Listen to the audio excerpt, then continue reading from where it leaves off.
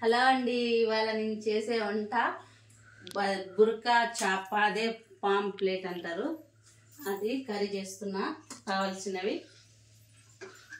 పచ్చిమిర్చి, ఉల్లగడ్డ, టమాటా వేంపుకొని మిక్సీకి వేసుకోవాలా. ఇది పేస్ట్ చేసుకుందామండి. స్టవ్ వెలిగించుకొని గిన్నె పెట్టుకుందాం. ఆయిల్ వేసుకుందామండి. ఒక 6 స్పూన్ల ఆయిల్ వేసుకుందాం. ఆయిల్ వేడైందండి. పేస్ట్ చేసుకున్నది టమాటా, పచ్చిమిర్చి, ఉల్లగడ్డ పేస్ట్ వేసుకుందాం. ఇది మంచిగా వేపుకుందామండి. వేగింది. పసుపు వేద్దాం. పసుపు వేసుకుందాం.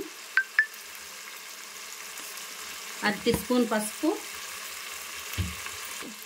అల్లం పేస్ట్ వేసుకుందామండి. ఒక 3 స్పూన్ల అల్లం పేస్ట్ వేసుకొని కలుపుకోవాలా.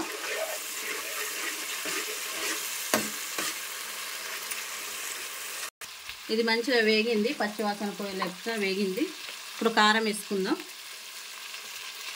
మనం ఎంత తింటామో అంత కారం వేసుకోవాలండి.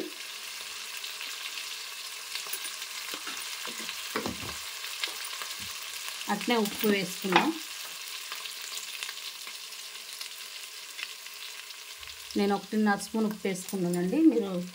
మీరు ఎంత తింటారో అంత వేసుకోవచ్చు.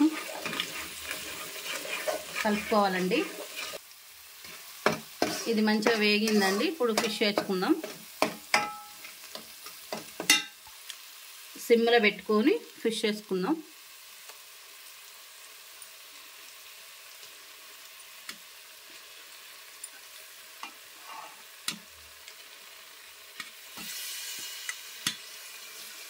మంచిగా అన్నీ నీట్గా వేసుకొని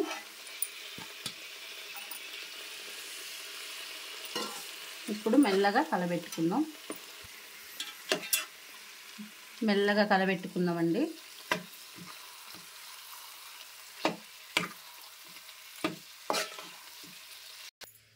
ఇది కొంచెం వేగాలండి. వేగలోపు మనం చింతపండు రసం తీసుకుందాం.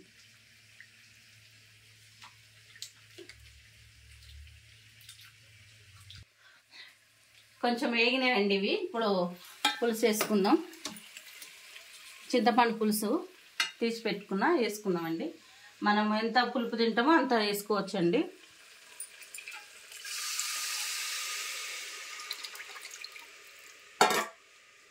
ఫ్రై పిమ్లో పెట్టుకొని మెల్లగా కలబెట్టుకోవాలండి.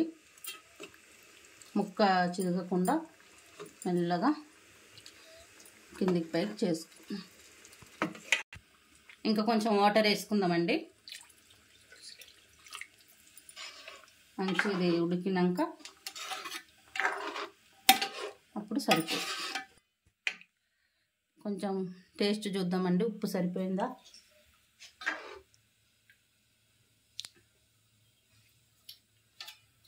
బాగుందండి. మూత పెట్టేసుకుందాం. ఉడకాల. ఒక 15 నిమిషాలు ఉడికిద్దామండి. ఒకసారి కలుపుదామండి. గంట పెట్టి కలపొద్దండి. ఇట్లా జస్ట్ ఇట్లా అనాలా. కర్రీ ఉడికిందండి. ఇప్పుడు మసాలాలు వేసుకుందాం. ధనియాల పొడి 2 స్పూన్ల ధనియాల పొడి, జీలకర్ర పొడి అండి. మెంతులు జీలకర్ర వేపుకొని చేసుకున్న పొడి కొంచెం వేసుకుందాం. ఇప్పుడు కొంచెం గరం మసాలా అండి. కొంచెం గరం మసాలా వేసుకుందాం. ఒక 5 నిమిషాలు ఉడికినాక ఆఫ్ చేసుకుందాం. అయిందండి, ఉడికింది. ఇప్పుడు కొత్తిమీర వేసుకుందాం. కొత్తిమీర వేసుకొని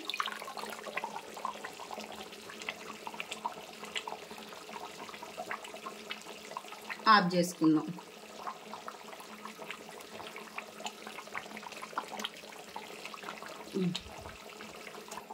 అయిందండి, ఆఫ్ చేసుకుందాం.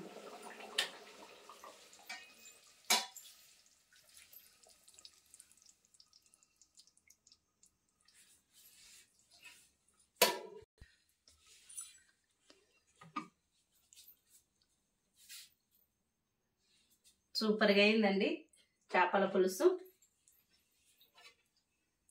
నా వంటలు మీకు నచ్చినట్లయితే లైక్, షేర్, సబ్స్క్రైబ్ చేసుకోండి.